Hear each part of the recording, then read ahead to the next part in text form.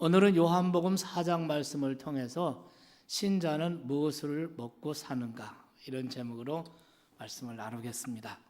오늘 본문 성경에 보면은 나의 양식은에서 먹는 얘기가 나옵니다. 이 설교를 다 듣고 마지막에 여러분이 여기에 대해서 답을 내놓으시기 바랍니다. 신자는 무엇을 먹고 사는가?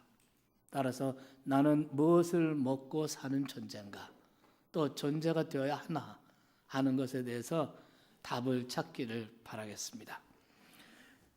유명한 영성학자 가운데 헨리 나우엔이라는 분이 계세요. 그분이 제가 토론토 갔을 때 우리 장로님하고 헨리 나우엔이 마지막 최후에 사역했던 그 복지기관, 그리고 그 옆에 자그마한 공원에 묻혀있는 그분의 무덤을 가본 적이 있습니다. 그분의 무덤에 비석이 있는 것도 아니고 아무것도 없었고, 그분의 무덤에 벤치 하나가 있었습니다.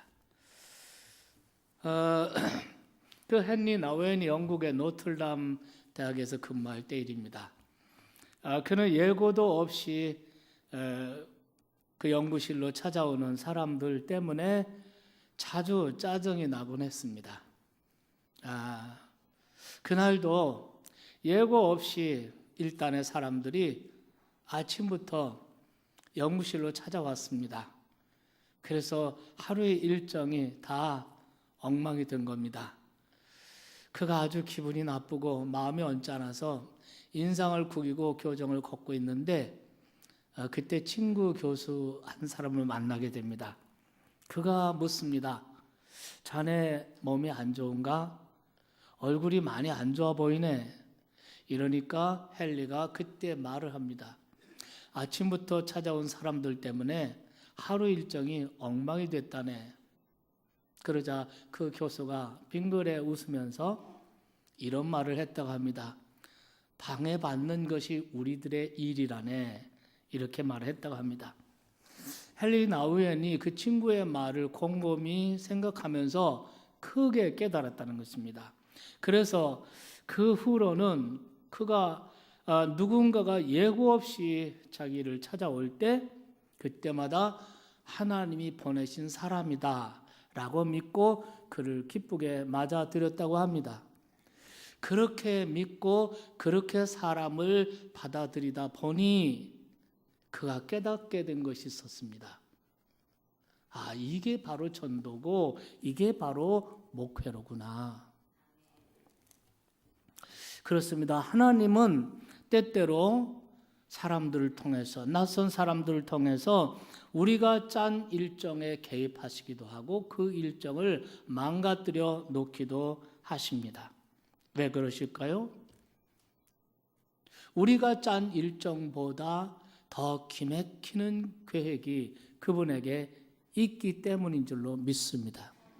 그러므로 방해받는 것을 기쁘게 여기고 받아들이면 내가 기대하는 것과는 비교할 수 없는 신기하고 놀라운 일이 그 만남 속에서 그 만남을 통해 이루어질 수 있다는 것입니다.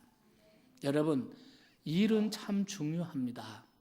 하지만 많은 사람들이 목적도 이유도 모를 일을 위해서 생각 없이 질주하는 모습을 볼 수 있습니다. 그 일을 이루기 위해서 가족까지도 희생시키고 친구나 이웃도 희생시킵니다. 그리고 결국에는 자기 자신도 희생물로 돼버리고 맙니다. 그러므로 여러분, 우리가 어떤 일을 하든지 일을 하면서 우리가 놓치지 말아야 할 일의 초점이 있습니다. 일의 초점은 일 자체가 아니라 사람이라는 것입니다. 오늘 예수님께서는 34절에서 이런 말씀을 하십니다. 나의 양식은 나를 보내신 이의 뜻을 행하며 그의 일을 온전히 이루는 이것이니라 그랬습니다. 나의 양식은, 여러분, 사람을 살게 하는 양식은 단순히 빵이나 고기만이 아닙니다. 끼니마다 산의 진미로 배를 채우고도 인간들이 허기를 느끼는 이유가 무엇이겠습니까? 사람은 보람이라는 것을, 보람을 먹고 살게 되어 있기 때문인 것입니다. 아, 내가 이것 때문에 나는 산다, 이것 때문에 나는 산다 라는 이 뿌듯한 보람이야말로 우리를 진실로 살게 하는 양식이 되는 것입니다.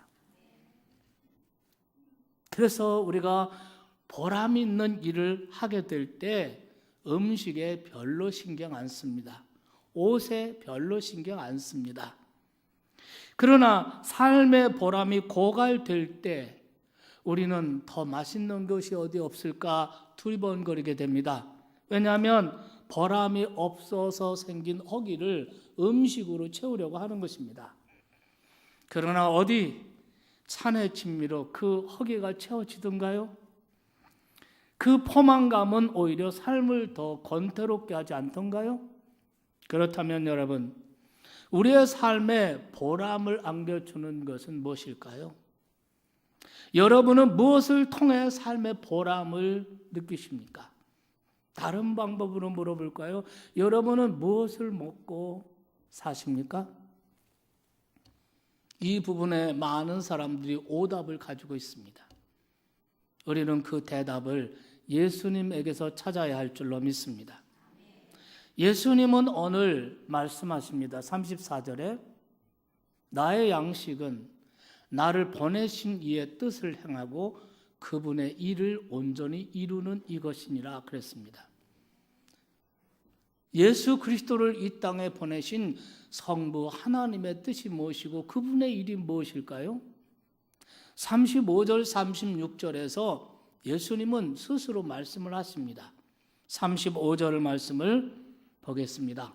너희는 넉 달이 지나야 추수할 때가 이르겠다 하지 아니하느냐? 그러나 나는 너에게 이르노니 너의 눈을 들어 밭을 보라. 희어져 추수할 때가 되었도다. 그 다음 거두는 자가 이미 삭도 받고 영생에 이르는 열매를 모으나니, 영생에 이르는 열매, 그것이 예수님의 삶의 양식이었다는 것입니다.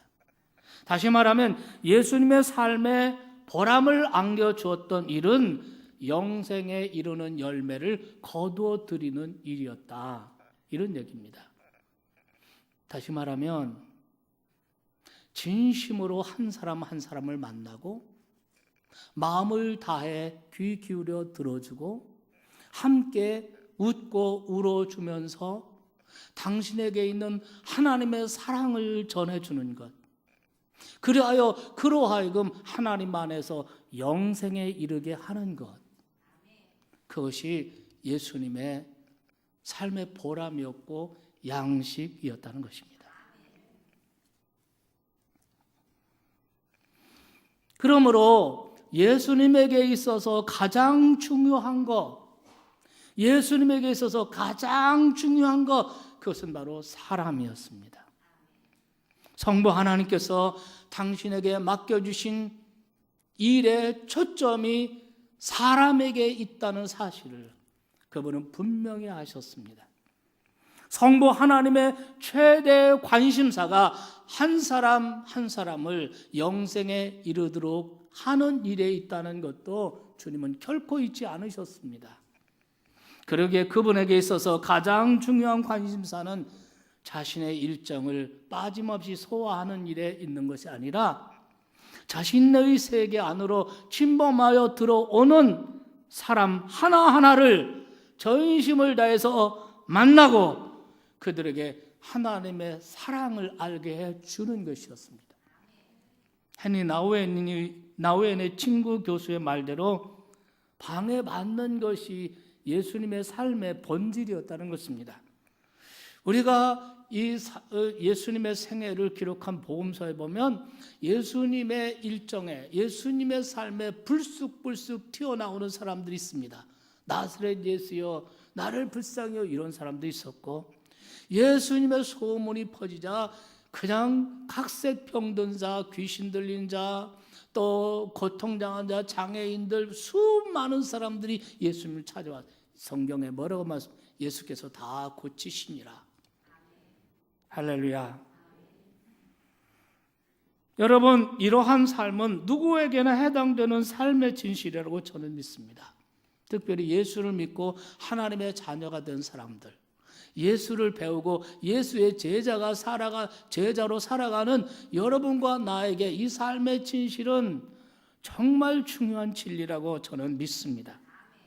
하나님을 사랑하기 때문에 하나님의 뜻을 따라 살고 싶은 삶의 열망을 가진 사람이라면 나에게 찾아오는 사람, 내가 적극적으로 찾아가서 만나는 사람이든 우연히 만나는 사람이든 또는 원치 않는 자리에서 원치 않는 사람을 만났든 내 삶의 영역에, 나의 삶의 영역에 진범에 들어오는 모든 사람들 예외 없이 하나님이 보내주신 사람으로 믿고 전심으로 그리고 진심으로 대하는 것, 이런 사람이 되기를 주님의 이름으로 축원합니다. 만약 그렇지 않다면 아무에게도 나는 방해받지 않아, 아무에게도 방해받지 않고 내 일정과 내 기회만 따라 살아가고자 한다면 그것이 편안해 보일 것 같지만 자기 스스로를 감옥에 가두는 일과 다르지 않습니다. 우리는 스스로 세운 성 안에 스스로를 가두고 고립되어 인생을 살 수밖에 없을 것입니다. 하나님께서는 그 독방에서 스스로를 해방시켜 밖으로 나가서 사람을 만나라고 말씀하십니다. 자신에게 찾아오는 사람을 방해자로 여기지 말고 하나님께서 뭔가 뜻이 있어서 보내주시는 사람으로 그렇게 여기라고 하십니다. 아니, 찾아오는 사람이 없으면 적극적으로 밖에 나가서 사람을 찾아서 만나라고 하십니다. 왜냐하면 사람과 사람의 만남 속에서 신비한 일이 일어나는 것입니다. 사람과 사람의 만남 속에서 영생에 이르는 기적이 일어나는 줄 믿기 바랍니다. 그러나 여러분, 오해는 하지 마세요. 저는 지금 삶의 무료함을 달래기 위해서 이유도 없이 방향도 없이 사람들을 많이 만나서 잡담을 나누라고 말하는 것이 아닙니다. 혹은 자신의 어떤 목적, 자신의 어떤 유익을 위해서 할 수 있는 대로 많은 사람 만나서 명함 돌리고 자신의 존재를 피할하라, 이런 얘기를 하는 것이 아닙니다. 이 같은 만남들은 오히려 우리의 삶을 더욱 고갈시킬 뿐인 것입니다. 사람을 많이 만난다고 해서 자연히 보람이 차는 것은 아닙니다. 사람을 만나되 나의 이익과는 전혀 상관없이 만나야 합니다. 사람을 만나되 나의 마음 안에 하나님의 사랑을 가득 담고 만나야 합니다. 그 만남을 통해 진실하게 그 사람의 이야기를 들어주고 함께 웃고 함께 울고 그러면서 그를 하나님의 사랑으로 인도해 주는 것. 그렇게 할 때 비로소 고갈되지 않는 보람이 우리의 삶의 창고에 쌓이게 될 줄로 믿습니다. 여러분이 진정 이렇게 살고 싶다면, 그리고 이 같은 보람을 양식으로 삼고 살고 싶다면 여러분과 제가 꼭 명심해야 될 삶의 진실 하나가 있습니다. 내가 만나는 모든 사람은 뜻이 있어서 하나님께서 내게 붙여주신 사람이다 라는 진실 말입니다. 나와 함께 5, 60년을 함께 살아가게 되는 그 배우자도 하나님께서 뜻이 있어서 나에게 붙여주신 사람입니다. 여러분이 은혜에 가서 기다리는 동안 여러분의 옆자리에 앉아 있는 그 사람을 만난 것도 하나님께서 뜻이 있어서 보내주신 사람입니다. 여러분이 직장에서 일로 말미암아 만난 많은 고객도 여러분 하나님께서 뜻이 있어서 보내주신 사람입니다. 내가 적극적으로 찾아가서 만난 사람이든 우연히 만난 사람이든 예고 없이 나를 찾은 사람이든 하나도 예외 없이 내가 만나는 사람은 다 하나님께서 뜻이 있어서 내게 보내주신 사람이다. 이게 삶의 진실입니다. 이 삶의 진실을 잊어버리지 말아야 됩니다. 내가 만나는 모든 사람들 하나님께서 뜻이 있어서 내게 붙여주시고 보내주신 사람이다. 그러므로 나는 그를 전심으로 그리고 진심으로 대하며 내 안에 있는 하나님의 사랑을 그에게 전하고 그래서 그로 하여금 영생에 이르는 열매가 되게 하는 것, 그것이 우리의 양식이 되어야 하고 그것이 우리 주님의 양식이었다는 것입니다. 이 점에서 예수님은 우리의 삶의 모범이시죠. 그 사실을 가장 잘 볼 수 있는 이야기가 오늘 우리가 읽은 예수님과 사마리아 여인의 만남 이야기입니다. 예수님의 일행이 한 번은 남쪽 유다 지방으로 전도를 가셨습니다. 그리고 이제 다시 북쪽 갈릴리로 돌아가시는 그 노선을 정할 때 예수님께서는 사마리아 땅을 거쳐서 지나가셨습니다. 사마리아 사람들은 유대 사람들, 갈릴리 사람들에 대해서 아주 적대 감정이 많았습니다. 왜냐하면 그들로부터 오랜 동안 차별을 받아왔기 때문입니다. 유대 사람들은 사마리아 사람들을 사람으로 대접해 주지 않았습니다. 개처럼 취급했습니다. 헌혈족이라는 거죠. 그래서 유대인들이 이 사마리아를 통과할 때 종종 사마리아인들로 하여금 그들로부터 테러를 당할 때가 있습니다. 그런 이유로 유대인들은 사마리아를 통과하지 않았습니다. 오늘 여기 본문 말씀에 보면은 뭐라고 그랬습니까? 상종하지 않았다 그랬어요. 그 땅에 들어가지도 상종도 않고 그래서 광야길로 돌아갔습니다. 멀리 돌아가는 거지만 그러나 그것이 안전하고 그것이 자기들의 자존심이라고 유대인들은 생각했습니다. 그런데 유대인이신 예수님께서 굳이 그 위험하고 그 자존심 내려놔야 하는 그 사마리아로 들어가신 것입니다. 사마리아 땅으로 들어가시면서 예수님께서는 하나님께서 당신에게 붙여주실 사람에 대해서 기대를 가지시고 마음이 설레셨을 것입니다. 그는 분명히 믿었습니다. 이번에도 하나님께서 누군가를 예비해 두시고 계실 것이다. 하나님에 대해 갈망을 가지고 있는 사람, 어둠 속에서 절박하게 빛을 찾고 있는 사람, 권태와 무의무의 감옥 속에서 참다운 생명수를 찾고 있는 사람, 그 누군가를 하늘 아버지께서 만나게 주실 것이다. 그렇게 그분은 믿었습니다. 그런 기대감을 가지고 사마리아 땅으로 들어가셨습니다. 그 여행에서 예수님은 사마리아 사람들을 만나 영생에 이르는 열매를 많이 거두셨을 것입니다. 그런데 요한복음 기자는 그 여러 사람들 중에 특별히 오늘 본문에 나온 이 사마리아 여인의 이야기를 했습니다.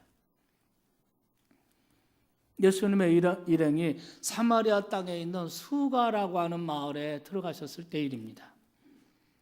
때는 땡볕이 가장 뜨거운 정오입니다. 예수님께서는 그 뜨거운 그 정오에 잠시 쉬기 위해서 우물가에 앉아 계셨고 제자들은 예수님을 남겨두고 예수님께 드릴 음식을 구하러 마을로 들어갔습니다. 그러니까 우물가에는 예수님 혼자 계셨죠. 팔레스타인 땅에서 이 정오, 이것은 아무 일도 할 수 없는 뜨거운 때입니다. 그래서 대부분의 모든 사람이 다 낮잠을 자는 시간입니다. 여인들도 우물에 물을 길러 오는 것은 아침 일찍입니다. 정오에 오지를 않습니다. 그런데 이때 어떤 한 여인이 물동을 이고 이 우물가로 다가오는 것입니다. 이 여인이 웬 남자, 낯선 남자가, 유대인으로 보이는 남자가 우물가에 있는 것을 보고 아마 흠칫 놀랐을 겁니다. 잠시 동안 망설였을지도 모릅니다. 그러나 다시 돌아갈 수는 없고 물을 이 시간에 꼭 길어야 될 사정이 있기 때문에 여인은 그 우물가로 다가와서 그리고 모른 척하고 물을 기르려고 두레박을 내리고 있는데 그때 이 젊은 유대인이 말을 건넵니다. 아주머니, 저에게 물을 좀 주시겠습니까? 이 여인이 깜짝 놀랍니다. 남자가 여자에게 자기는 어떻게 하든지 모른 척하고 안 본 척하고, 그런데 그것도 유대인인 남자가 사마리아인 여자인 자기에게 정중하게 도움을 청하는 것입니다. 물을 좀 주시겠습니까?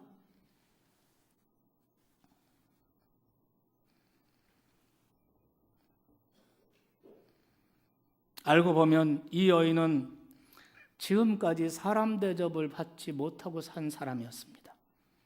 이 여인은 5번이나 결혼과 이혼을 반복하며 살았고 지금도 또 다른 남자와 동거하고 있는 사람이었습니다.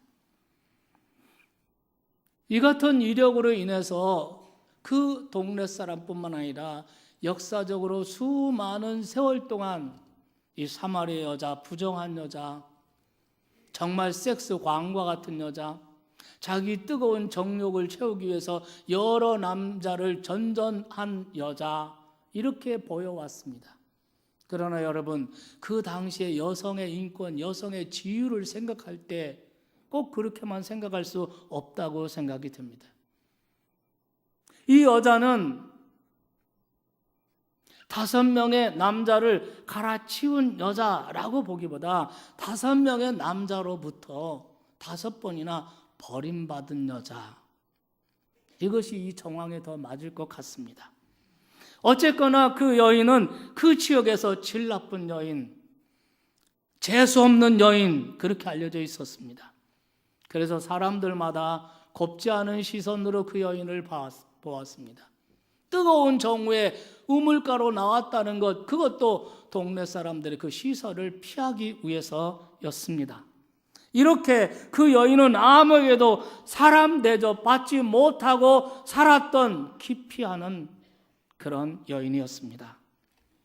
그런데 예수님께서 물을 좀 주십시오, 이렇게 정중하게 부탁을 합니다. 한마디로 사람 대접을 해드리는 겁니다.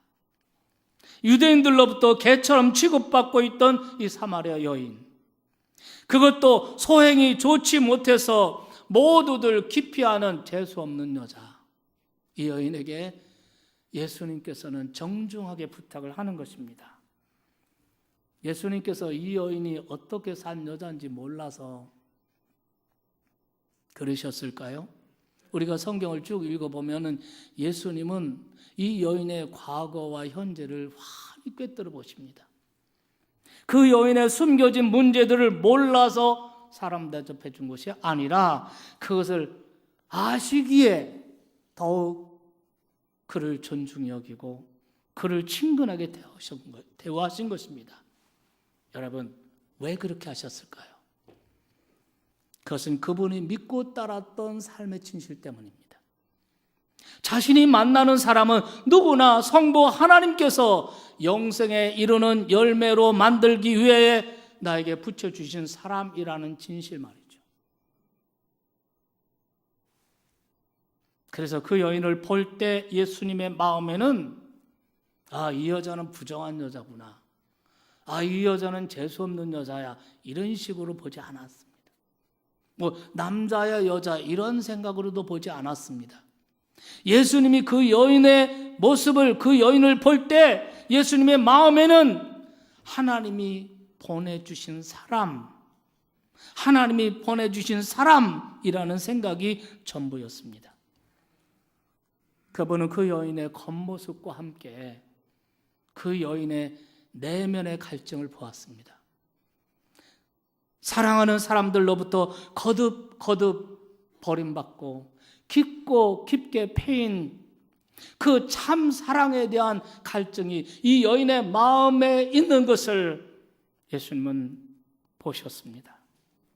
예수님은 또한 이 여인의 현재만 보신 것이 아니라 하나님의 사랑을 알고 난 그 후에 변화될 그 여인의 미래 모습까지도 보셨습니다. 이래서 예수님은 전심으로 마음을 다해 이 여인을 만나 주십니다. 그리고 그 여인의 이야기를 들으십니다. 그리고 그 여인의 질문에 진실한 마음으로 대답해 주십니다. 이런 대화의 과정 가운데 이 여인은 과거의 모든 상처가 치유됩니다. 그는 진실로 참 하나님이신 예수 그리스도 메시아로 만나게 됩니다.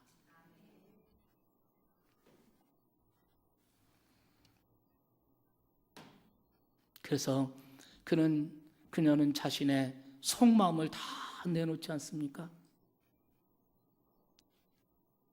경계심을 다 풀고 무장해제하고 자기 속마음을 다 내어놓습니다. 그리고 자기의 부끄러운 내면까지도 다 털어놓습니다. 그런 과정 가운데 그 여인은 과거의 상처로부터 치유가 되었고 참된 하나님 메시아 예수 그리스도를 만나게 됩니다. 여인은 너무나도 놀랍고 감격스러워 물동이를 버려두고 동네로 뛰어들어가 사람들에게 말합니다. 나의 모든 것을 아시는 분을 내가 만났습니다. 와서 보십시오. 그분이 그리스도가 아니실까요? 자기를 왕따하던 사람입니다. 자기에게 인간 취급, 사람 취급 전혀 한 번도 해주지 않은 사람들이었습니다.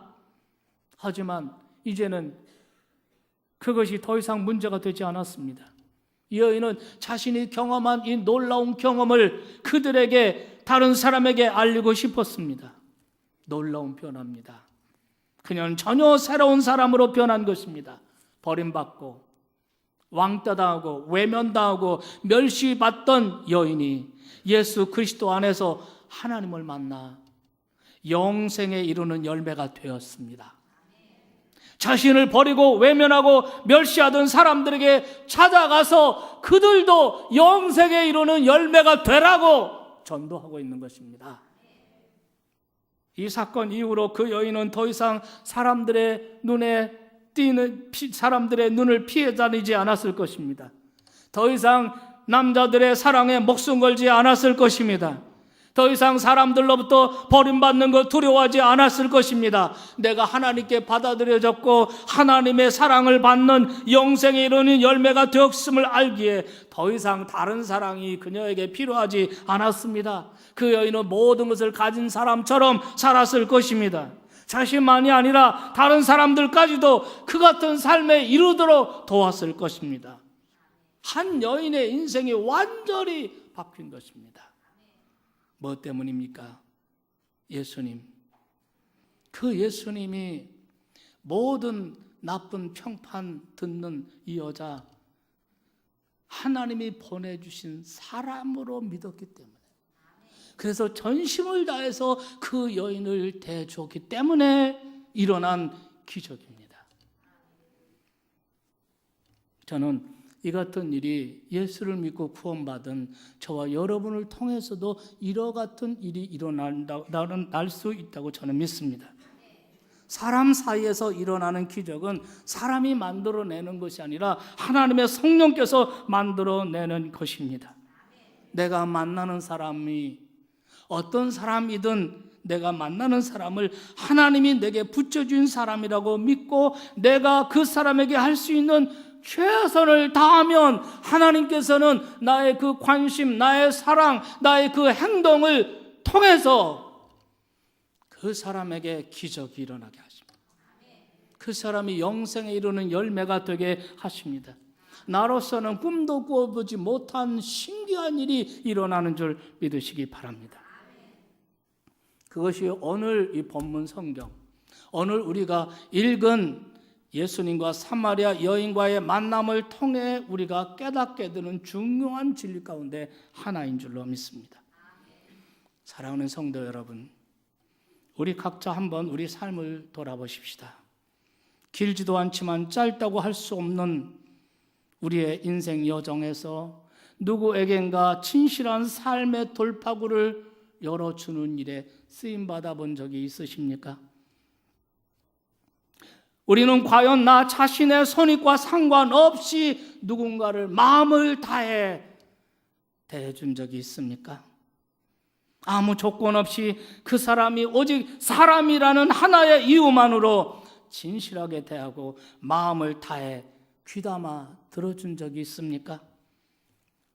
과연 우리는 그동안 살아오면서 전심을 다해 누구 한 사람이라도 맞아본 일이 있으며 그 사람이 자신의 속내를 풀어내고 싶을 만큼 진실하게 대해본 적이 있습니까? 그렇게 해서 여러분들로 인해서 한 사람이라도 영생에 이르는 열매가 되게 하신 적이 있습니까?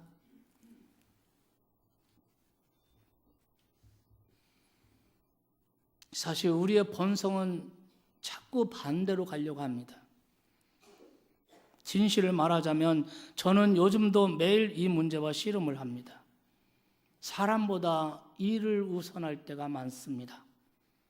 사람을 만날 때 내면의 그 갈증을 보지 못하고 겉모양을 보고 판단해 버릴 때가 종종 있습니다.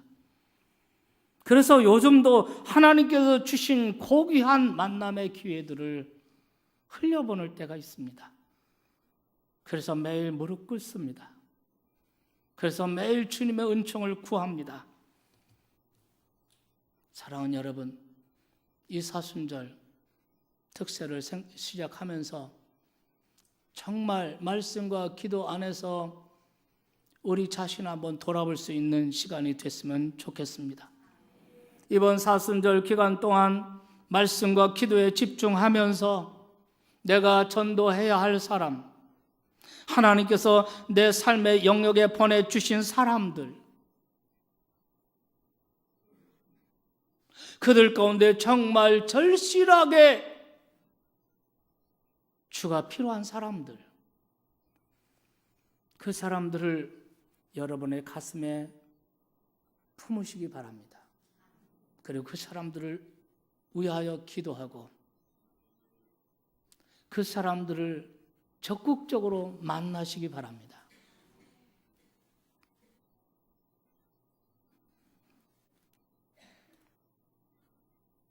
그것이 바로 전도다는 거예요. 그동안 한국교회 우리들의 전도 반성할 점 참 많습니다. 전도는 일이 아니라 전도는 사람을 우선하는 삶의 습관에서부터 시작해야 합니다. 전도는 내가 만나는 모든 사람들, 심지어 스쳐 지나가는 사람들까지도 하나님께서 나에게 붙여주신 사람이라고 믿고 전심으로 그리고 진심으로 대하는 태도에서부터 전도가 시작되어야 할 줄로 믿습니다. 만일 이러한 진실한 태도가 없이 전도를 하려고 한다면 그는 전도하는 것이 아니라 전도를 막는 일이 되는 것입니다. 여러분, 전도의 열매를 맺고 싶습니까? 아니, 전도 말만 들어도 부담되고 전도라는 말만 들어도 거부감이 드십니까? 그렇다면 전도라는 단어, 이 전도라는 생각을 지워버리시기 바랍니다. 다만 예수님이 사람들을 대하신 것처럼 여러분도 만나는 사람들을 진심으로 대하시기 바랍니다. 교회에서 만나는 사람이든 교회 밖에 직장에서 만나는 사람이든 가정에서 만나는 가족들이든 마을에서 만나는 이웃들이든 일 가운데 만나는 비즈니스로 만나는 사람들이든 어떤 사람들이든 하나님께서 나에게 붙여주신 사람으로 여기고 일관되게 전심을 다해 진심으로 대하시기 바랍니다. 우리가 할 일은 그것입니다. 우리가 살아가는 동안 할 일은 바로 그것입니다. 내 책임은 그것입니다. 그 후로는 하나님께서 하실 것입니다. 하나님께서 나의 진심을 통해서, 나의 그런 태도를 통해서 사람들의 마음을 여실 것입니다.